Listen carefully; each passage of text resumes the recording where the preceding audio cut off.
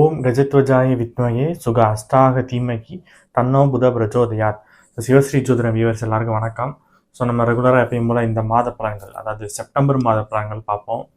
So நம்ம வந்து தொடர்ச்சியாக பார்த்தீங்கன்னா மாத பலன்கள், குரு பேச்சு, சனி பேச்சு, ராகு கேது பேச்சு, இது மாதிரி ஸ்பெஷல் வீடியோ போட்டுட்ருக்கோம். இது இல்லாமல் லைவ் போட்டுட்ருக்கோம். சரிங்களா? வாரத்துக்கு ஒரு முறை 2 டைம்ஸு இல்லை 10 டேஸ்க்கு 1 டைம்ஸு நம்ம எப்போ டைம் ஃப்ரீயாக இருக்கோ அந்த நேரத்தில் லைவ் போடுறோம். அதில் லைவில் வந்து நம்ம சப்ஸ்கிரைபரை வந்து அவங்க ஜாதகம் சம்மந்தப்பட்ட கேள்விகள் கேட்பாங்க, அதுக்கு நம்ம பதில் சொல்லிட்டு இருக்கோம். சரி, இப்போ இந்த வீடியோ நம்ம என்ன பார்க்க போகிறோம் அப்படின்னா செப்டம்பர் மாத பலன்கள்.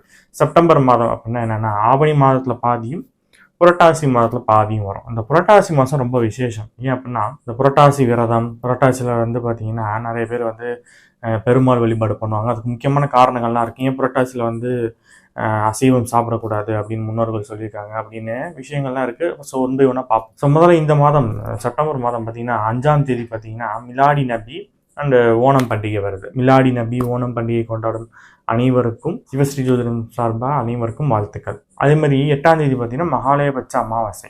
ரொம்ப சிறப்பு வாய்ந்த அமாவாசை வந்து மகாலயபட்ச அமாவாசை. மொத்தம் 3 அமாவாசை ரொம்ப ஸ்பெஷல். வந்து தை அமாவாசை, ஆடி அமாவாசை, புரட்டாசி அமாவாசை. இந்த புரட்டாசி அமாவாசை தான் பார்த்தீங்கன்னா மகாலயபட்ச அமாவாசை அப்படின்வாங்க.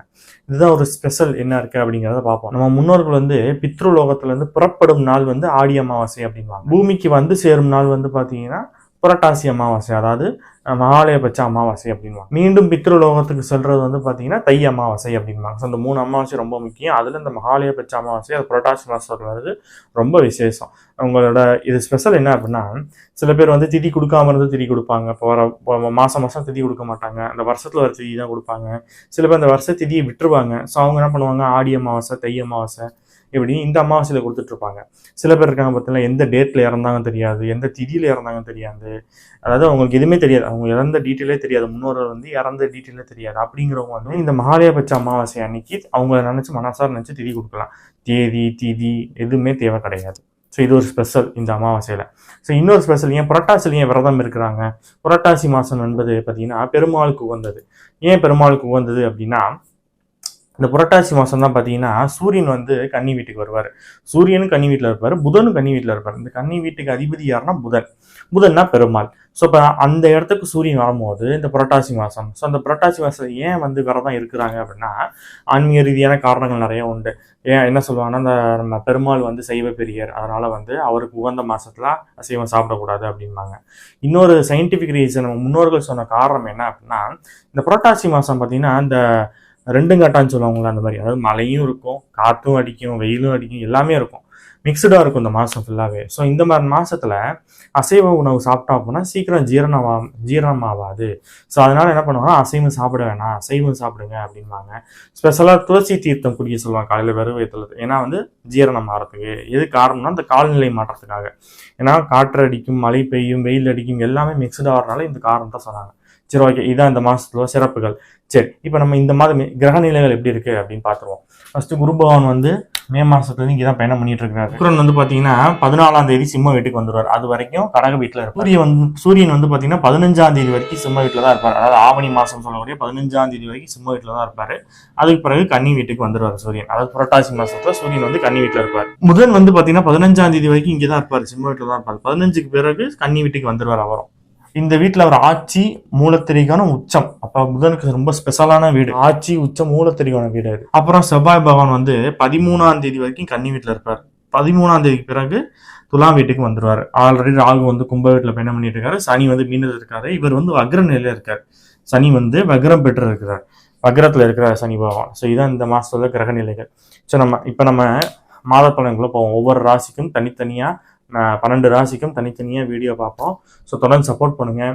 வீடியோ ஃபுல்லாக ஸ்கிப் பண்ணாமல் பாருங்கள். வீடியோ பிடிச்சிருந்தா லைக் பண்ணுங்கள், ஷேர் பண்ணுங்கள், சப்ஸ்கிரைப் பண்ணுங்கள். தொடர்ந்து வீடியோக்குள்ளே போவோம்.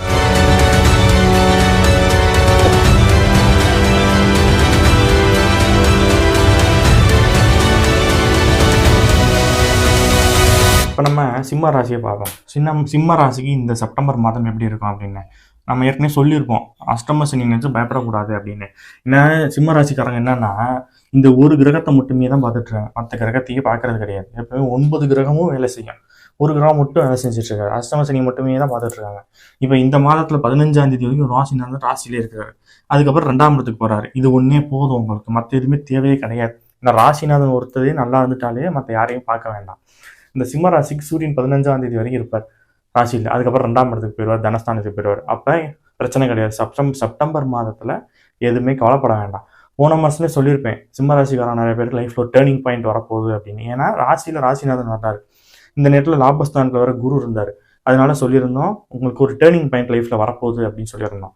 நிறைய பேருக்கு வந்துருச்சு, ஃபோன் பண்ணி வேற சொன்னாங்க முக்கியமான விஷயங்கள்லாம் நடந்துச்சு அப்படின்னு. இப்போ இந்த சூரியன் ராசியில இருந்து அடுத்து 2ஆம் இடத்துக்கு போறாரா? சூரியன் 2ஆம் ராசியில இருக்கும்போது என்ன ஆகும்? அரசு சம்மந்தப்பட்ட வேலை, அப்பாவோட ஆதரவு எல்லாமே கிடைச்சிருச்சு. போன மாத பலன்லாம் சொல்லியிருந்தோம்.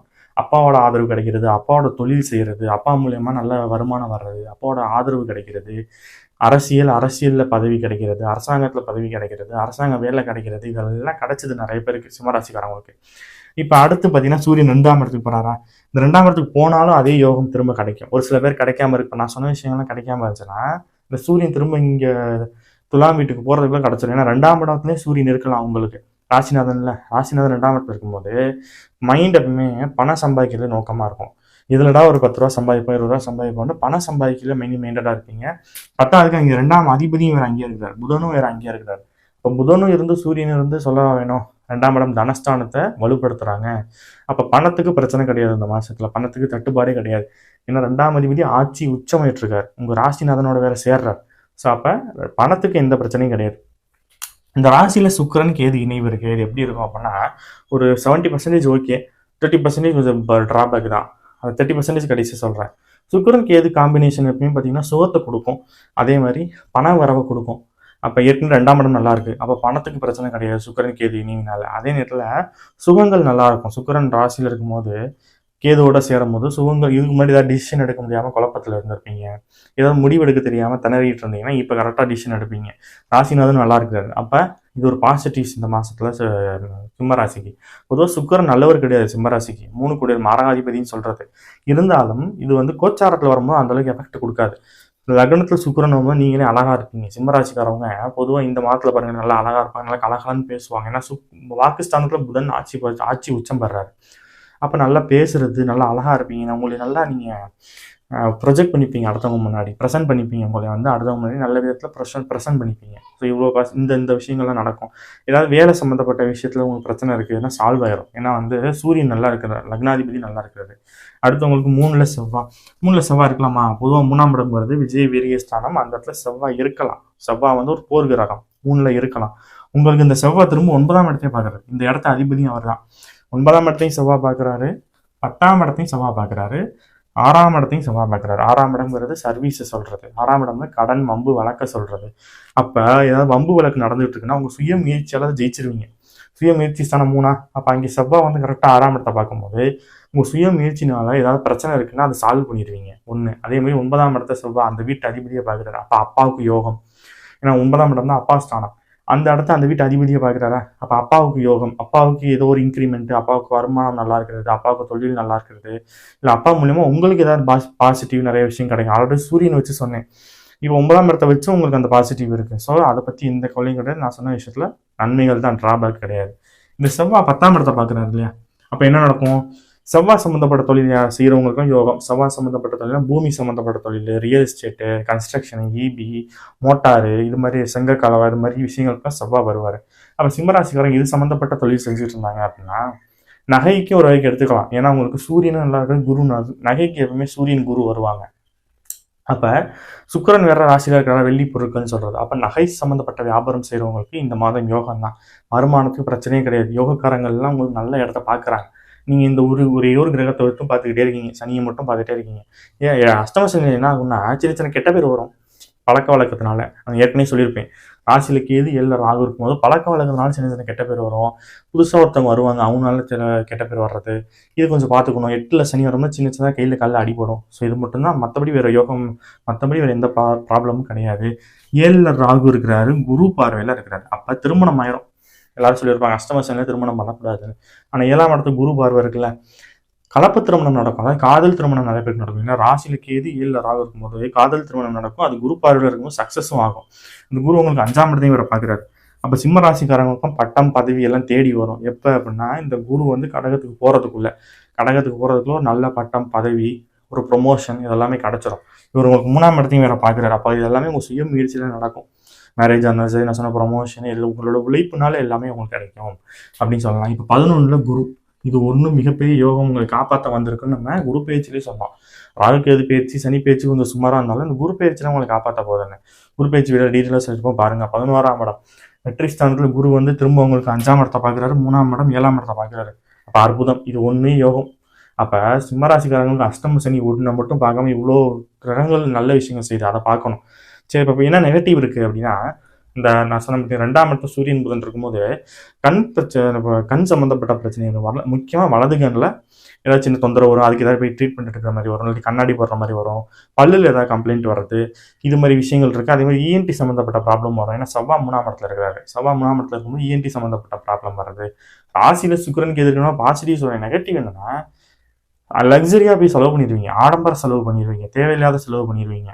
ஸோ அது கொஞ்சம் கவனமாக பார்த்துக்கணும். சிம்மராசிக்காரவங்க 8ஆம் தேதி மதியத்துக்கு பிறகு 9ஆம் தேதி 10ஆம் தேதி வந்து சந்திராஷ்டமம் இருக்குது. ஸோ இந்த 3 நாளில் கொஞ்சம் கவனமாக இருந்துக்கணும்.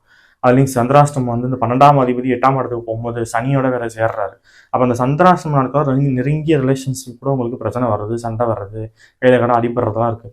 ஸோ கொஞ்சம் கவனமாக இருந்துக்கும். மற்றபடி இவ்வளோ யோகங்கள் சொல்லியிருக்கேன். இந்த யோகங்கள்லாம் மனசில் வச்சுட்டு ஹார்ட் ஒர்க் பண்ணுவாங்க. கண்டிப்பாக சிம்மராசிக்காரங்க ஜெயிச்சிருவாங்க இந்த மாதம். ஸோ நம்ம 12 ராசிக்கும் இந்த மாதம் எப்படி இருக்கும் அப்படின்னு பார்த்தோம். ஸோ தொடர்ச்சியாக நம்ம பார்த்தோன்னா அடுத்தடுத்து வீடியோஸ் போட்டுட்ருக்கோம். ஸோ வீடியோ பிடிச்சிருந்தா லைக் பண்ணுங்கள், ஷேர் பண்ணுங்கள், சப்ஸ்கிரைப் பண்ணிக்கோங்க. அப்போ தான் நெக்ஸ்ட்டு லைவ் நம்ம எப்போ போட போகிறோம், அடுத்த மாத பலன்கள் இல்லை ஸ்பெஷல் வீடியோஸ் நடுவில் போட போகிறோம், வாஸ்து சம்மந்தப்பட்ட வீடியோஸ்லாம் போட போகிறோம். உங்களுக்கு யாராக்காவது என்கிட்ட ஜாதகம் பார்க்கணும் அப்படின்னு விருப்பம் இருந்தால் என் ஃபோன் நம்பர் இருக்குது, ஃபோன் நம்பருக்கு ஃபோன் பண்ணி கேட்டு வாட்ஸ்அப்பில் உங்கள் ஜாதகத்தை அனுப்பி பலன் தெரிஞ்சுக்கோங்க. சரி, நம்ம இன்னொரு வீடியோவில் பார்ப்போம். அதுவரை உங்களிடமிருந்து விடைபெறுவது உங்கள் ஜோதிடர் சிவாஜி ஸ்ரீனிவாசன். நன்றி, வணக்கம்.